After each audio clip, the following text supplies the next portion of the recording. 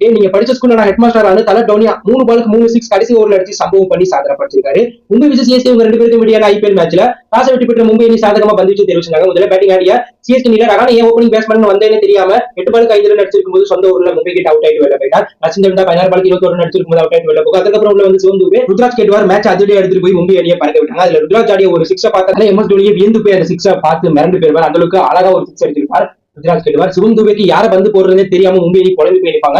அவங்களுக்கு அவர் வந்து பாத்தீங்கன்னா ரொமாரியோ செபாட், ஹர்திக் பாண்டியா, சலான் கோசி ஓவரை வேற லெவல வச்சு செய்வாங்க. அதிலே விளையாண்டு செஞ்சுரி அடிப்பார் எதிர்பார்த்த ருத்ராஜ் 40 பாலுக்கு 69 ரன் 5 6 5 பவுண்டரி அடிச்சிருக்கும் போது அவுட் ஆயிட்டு வெளில போக. அடுத்தது டேனியல் மிச்சல் ஆள விடா சாமின்னு கையெடுத்து கும்புற மாதிரி 14 பாலுக்கு 17 ரன் அடிச்சு ஹர்திக் பாண்டியா போட்ட பால கடைசி பால் அவுட் ஆயிட்டு வெளில போக. அதுக்கப்புறம் உள்ள தலை டோனி தொடர்ந்து 3 6 ஹர்திக் ஓவர்ல கடைசி ஓவர்ல அடிச்சிருப்பார். அந்த ஓவர்ல 3வது பால் 6, 4வது பால் 6, 5வது பால் 6 ஹாட்ரிக் 6 அடிச்சு கடைசி பால் 2 ரன் அடிச்சு 4 பாலுக்கு 20 ரன் அடிச்சு டோனி சிஎஸ்கே 200 ரன் வர முக்கிய காரணமா அமைச்சிருப்பாங்க. சிஎஸ்கே 21 முடியல 4 விக்கெட்ல பெருக்கு 200 இமாலய டார்கெட்